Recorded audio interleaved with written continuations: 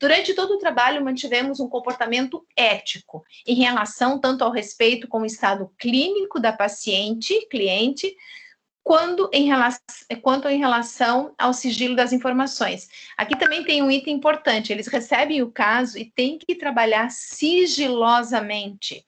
Por quê? Porque são casos da nossa comunidade. Pode acontecer de alguém conhecer, lógico, a gente muda, faz algumas transformações, mas eles sabem que não podem ficar falando do caso nos corredores, para qualquer pessoa, eles têm que manter essa ética. Então, veja que aqui, nessa consciência, eles já colocam, olha, além de tudo, a gente manteve o comportamento ético. Eles colocam a quantidade de informação no prontuário do caso inviabilizava a formulação de um diagnóstico preciso. Sendo assim, resta-nos tecer considerações amplas sobre as características mais evidentes e prováveis do problema. Então, aqui eles, inclusive, justificam que não dá para dar uma só solução, porque o caso não permitia ser conclusivo, mas tem uma visão ampla. Então, eles colocam aqui, olha, a gente buscou orientação dos professores, de bibliografia, buscamos suporte de profissionais atuantes em diferentes instituições, tanto em Joinville quanto em outras localidades. E aqui eles comentam, né, que todos os relatórios foram entregues, teve a participação de todos, e aqui começa uma avaliação individual por escrito de cada um deles. Então, cada aluno descreveu e colocou como foi sua experiência, sem colocar a referência e tudo. Eu vou fazer uma escaneada bem rápida e voltar ao início, só para vocês terem uma ideia. Então, o relatório final vem junto com a metodologia de pesquisa, contribui, então a professora de metodologia da pesquisa faz sua contribuição e ela avalia o processo que eles entregam, então tem que estar na metodologia certinho, né? Toda a descrição, eles comentam, a introdução, o caso, a descrição do caso, como eles receberam, a descrição da patologia, possíveis patologias, proposições, encaminhamentos e sugestões encontradas. Eles colocam que eles comentário e análise, processo avaliativo, que a gente já viu, e as referências.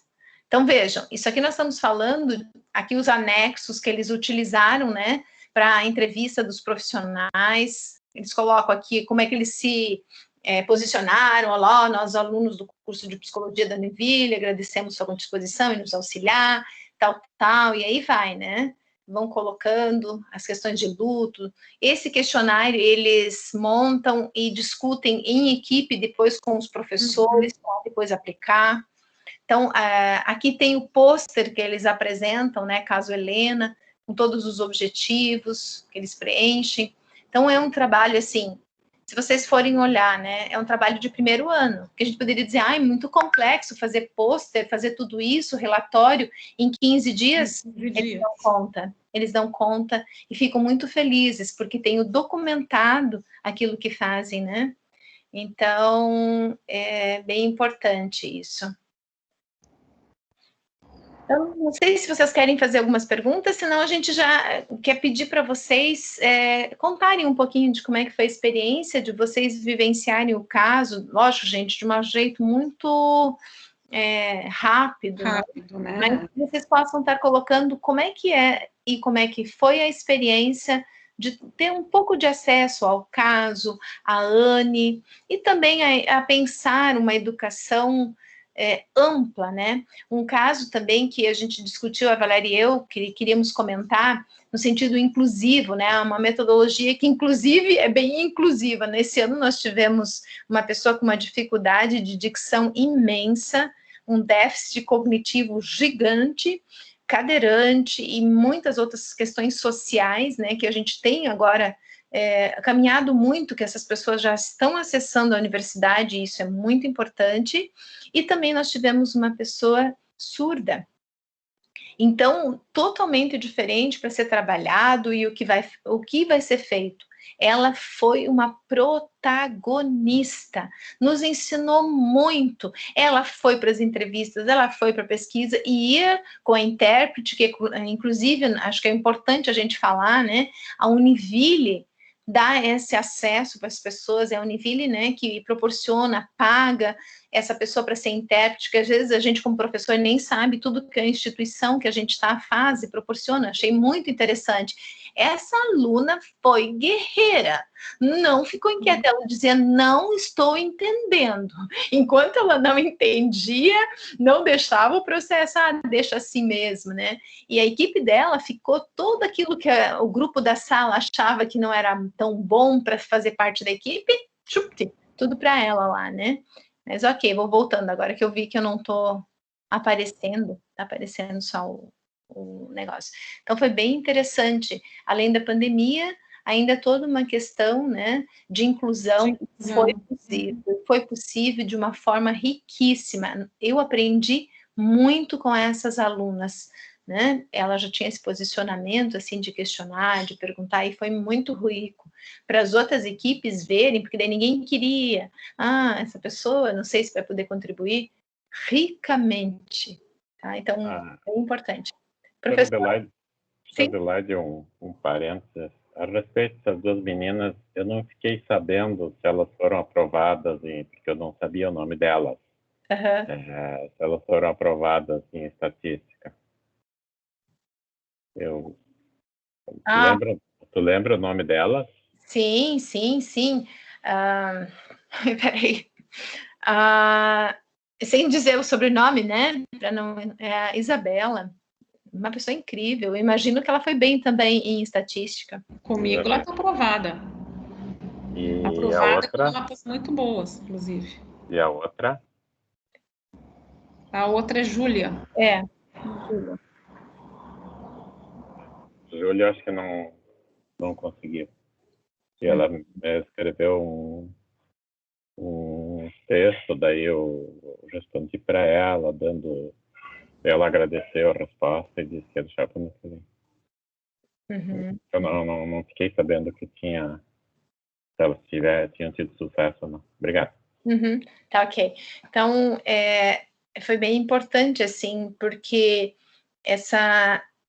uma das meninas com muita restrição mesmo, cognitiva e tudo, mas a equipe se organizou, numa coisa ela sabia muito bem, lógico, aí tem várias discussões adiante para serem feitas, mas ela captou como é que a gente faz pesquisa e busca fontes confiáveis. Gente, ela achou tudo que era artigo e sabia colocar na metodologia, porque era uma questão mais prática para ela, ela compreendeu, a professora de metodologia da pesquisa conseguiu e ela compreendeu como fazer, então toda essa parte de busca de referência ficou com ela e ficou muito bom. Então é bem interessante, assim, a gente resgata outras formas de ser e de contribuir também na nossa sociedade, mas essa também é uma outra grande discussão para a gente entrar e Então, só nisso, né? Então, assim, rapidamente, vocês poderem colocar um pouquinho, talvez, que dúvidas, ou que pensamentos, que reflexões vêm a partir de nossa discussão de hoje, para a gente finalizar. Professor Mário colocou ali no chat na realidade, eu coloquei neste assunto complexo, abrangente, dá para discutir muito, foi muito importante, as professoras contribuíram, o grupo contribuiu, eu acho que é um negócio bem diversificado, houve uma diversidade tal que nessa discussão deu para apanhar muita coisa com relação a essas atividades, que o aluno seja proativo e nessa parte de ensino, que o aluno seja participante, inclusive inclusivo, como as pessoas comentaram, daquela aluna lá, né, que estava no grupo e tal. Isso foi bacana. Obrigado, eu acho importante. Obrigada, professor. Eu acho que são dois pontos, né? Primeiro, do ponto de vista do caso em si. Em especial, né, que é um caso que nós, como profissionais de saúde, hoje, para mim, cada vez é mais claro que eu não sou sozinho, né? Nós trabalhamos em equipe, e é um caso que é clássico multidisciplinar. Esse primeiro ponto da abordagem, e o segundo ponto da abordagem é a metodologia utilizada, né? Realmente pegou, me parece que tem profissionais que não são da saúde e que se engajaram também na discussão, né? Isso aplica bem hoje em sala de aula, porque a gente consegue pegar o aluno que tem o maior e o menor conhecimento e trazê-los para a discussão. Então, acho que foram nesses 2 pontos. Exato. Toda contribuição se torna importante para que seja avaliado pelo grupo, né? Para poder ser utilizado ali nas soluções. É isso aí. Bom, o que eu posso dizer? Eu achei fantástica a manhã de hoje. Inclusive no momento que eu tive que me ausentar, mas depois eu consegui pegar o rumo. Acho que é um caminho árduo, mas é muito desafiador e recompensador. E, assim, então, de parabéns, a abordagem foi excelente. É muito importante que a gente comece a ampliar essa cultura, né, desse novo processo de ensino-aprendizagem, e deixar o seguinte, que é muito importante que nós, como profissionais, estejamos abertos ao conhecimento, ao novo, ao diferente, porque se a gente não estiver aberto, eu vou escutar tudo que eu escutei hoje, vou voltar para o meu cantinho de trabalho e vou continuar fazendo tudo como eu já fazia. Não estou querendo dizer para vocês que é fácil esse processo, porque não é. No segundo ano que a gente fez um exercício muito grande, para a gente estruturar a disciplina, nós tivemos reuniões quase que semanais com os professores de todos os cursos da área da saúde até então, né? Que eram 6, depois se transformou em 7. E aí a gente aprendeu essa convivência de ouvir o outro, e o processo, assim, quando todos colaboram, ele fica mais rico, ele fica fantástico mesmo, né? Mas tem horas que não é fácil, a gente tem que conter a língua, tem que conter os ânimos, porque a gente tem muito aquela questão de querer fazer valer a nossa opinião. E no grupo não pode ser assim, né? É a opinião de todos que tem que valer, e o consenso tem que ser algo que agregue para todos, né? No nosso caso, saúde principalmente para o paciente. Então, assim, parabéns, eu gostei muito da manhã de hoje, e estou bem satisfeita, bem feliz. Parabéns para vocês e para os colegas, né, que colaboraram no processo. Obrigada, professora. Eu queria dizer que eu olhei agora no relatório do ano passado, as 2 meninas foram aprovadas. Então, a Júlia, que entrou em contato comigo, não foi essa, foi um outro curso. Eu, de uma forma ou de outra, eu participei desde o primeiro ABP que foi feito, mais como ouvinte do que como ator, porque no caso de estatística, poucas vezes as pessoas procuraram para usar, e quando se usaram foram apenas gráficos e tabelas, e isso elas davam conta sozinhas. Então, para mim foi agradável participar de manhã e ver como funciona, mais, digamos, como participante e como plateia. Eu fiquei contente. Parabéns a vocês. Eu conheço mais a luta de perto da Adelaide, porque sempre a aula dela era depois, minha aula era depois dela, daí eu via as posições, como é que as expressões que ela tinha quando saía da sala. E a professora Valéria, a gente não tinha muito contato, então eu estendo meus cumprimentos a ela, mas a expressão que fica na minha mente sempre é da professora Adelaide. Obrigada, professora Enori. Ele sempre, às vezes, o professor tem que esperar, e eu estou quase terminando, ainda estou fazendo uma orientação. Obrigada pela parceria de sempre, professora Enori, pela sua ética, a sua contribuição à estatística, essa área, assim, da psicologia, né, da estatística dentro da psicologia, é uma área que agora o aluno às vezes não compreende, e aqui só um dado histórico, né, na década de 50, se você era um profissional da área de estatística e fizesse uma pós-graduação em psicologia, você se tornava um psicólogo, tal grau era importante a parte estatística dentro da ciência da psicologia? Eu vou mudar um pouquinho a tua fala. Era a grau que era dada à estatística, que hoje foi perdido. A primeira vez que eu dei aula de estatística, eu cometi a imprudência de pedir para os estudantes entrevistar os psicólogos que tem na cidade para ver a opinião deles sobre estatística.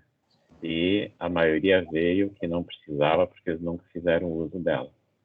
Então, eu lembro quando era estudante da psicologia, inicialmente eu fiz letras e pedagogia, então nós fazíamos todos juntos, né? Eram 150 alunos, metade de letras e pedagogia, e nós tínhamos uma psicóloga que dava aula na época, em 1970, ter uma psicóloga mestre em psicologia dando aula na universidade era uma façanha. E também nós tínhamos o professor de estatística. E a gente tinha já na faculdade a professora que dizia que a psicologia era um manancial de estatística. Não foram as palavras que ela usava, mas era mais ou menos assim que ela falava de estatística quando ela se dirigia à estatística em si. Então, concordando contigo, hoje deixou de ser dado não só a estatística dentro da psicologia, mas como em outras áreas, psicologia, letras, história, deixou de ser dada a importância que ela tem, por razões que todos conhecemos. Devagarinho vai voltar. Só um parênteses, né? Nessas discussões que a gente acaba até colocando aqui, pela experiência que a gente tem em psicologia, também abre a discussão riquíssima dentro de uma universidade para a gente ver quais são os valores que nós temos em determinado momento. Por isso é tão dinâmico o conhecimento. Né? Se a gente tem na década de 50, 60, 70, onde estatística é fundamental para a compreensão das questões psicológicas, a gente tem uma década, em várias décadas depois, que isso não é tão visto. Porém, aqui, um adendo só de informação importantíssima, né? Isso em alguns grupos. Nós temos grupos dentro da psicologia onde até hoje é extremamente forte a publicação com todo o conhecimento de estatística. Os grandes journals em psicologia, eles têm essa referência à estatística. Tem journals que nem publicam se não tiver. Mas aqui no Brasil e também na América Latina, a gente tem fortemente a metodologia qualitativa como uma compreensão maior de conhecimento da realidade oprimida do povo. Então, são questões que daí dá um outro ABP para a gente fazer, né? Bem rico, bem importante. Vejam, a gente levanta assuntos extremamente filosóficos e importantes quando a gente abre para discussão. Então, muito obrigada, professor. Só para, já que estamos conversando, em matemática a gente diz assim, que na década de 70 os problemas eram da seguinte maneira. Eu tinha R$10, comprei 7 laranjas por R$1 cada uma e paguei com os 10, qual é o meu troco? Depois, na década de 90, por aí, o problema era o seguinte. Um pobre tinha R$10, foi comprar 10 laranjas, pagou 7, recebeu 13 trocos. Fale sobre a exploração do proprietário da loja, sobre o trabalhador. E isso trouxe prejuízo em todas as áreas, principalmente nas disciplinas ligadas à área de matemática. Ok, professor, obrigada. Professor Flávio, sim? Eu? Alguma colocação, professor? Não, eu estou bem. Estou aqui só prestando atenção. Como é que foi fazer? O senhor tem tanta experiência, né? Dentro da área, dentro do... Como é que era no mestrado e também no doutorado. Imagino que tenha sido bem interessante o PBL. Sim, sempre é. PBL sempre é. E é o que eu falei. você acaba engajando, às vezes, as pessoas de experiências diferentes. Esse que é o legal. Enfim, já falei demais até. Muito obrigada mesmo. Muito obrigada pela participação de vocês, pela contribuição. É sempre muito bom ouvi-los, né? Diversas áreas aqui se integrando, né? Trazendo as suas falas, né? Então, é uma riqueza muito grande. Infelizmente, é muito curto o nosso tempo, né? Amanhã passou muito rápida. Mas eu e a professora Adelaide estamos aqui pensando em alguma coisa para julho, para de repente fazer um ABP estendido, né? Com mais tempo para a gente se dedicar, às vezes um tema central e vários casos para serem Deixa eu dar uma avaliados. sugestão, Valéria. Deixa eu dar uma sugestão. Sim.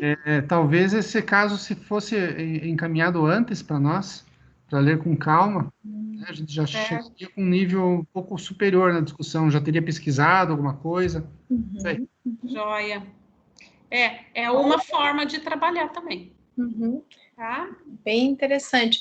E aí, para finalizar, eu pensei em colocar, nós temos 2 colegas da odontologia, de colocar uma frase de um artigo de PBL, ABP, na odontologia, que resume assim o que os colegas da odonto, né, percebem dos trabalhos que fazem dentro dessa área.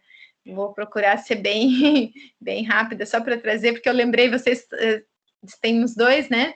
Então, vejam que dentro do curso dessa instituição, dessa publicação, né, coloca bastante o quanto dentro da odontologia, a parte de ABP contribuiu, né, que uma metodologia, nossa, ele faz um negócio, mas assim, bem interessante, desenvolvimento de competências, habilidades e atitudes necessárias ao perfil profissional exigido, ou seja, capacidade de tomada de decisão, comunicação efetiva, demonstrar liderança, capacidade de administrar e gerenciar serviços de saúde, entre outros, né? Então, o quanto uma metodologia de ensino pode proporcionar isso que, às vezes, anos de banco, banco escolar não proporciona. Então, vamos ir fechando, então, com isso. Muito obrigada pela participação rica de todos vocês,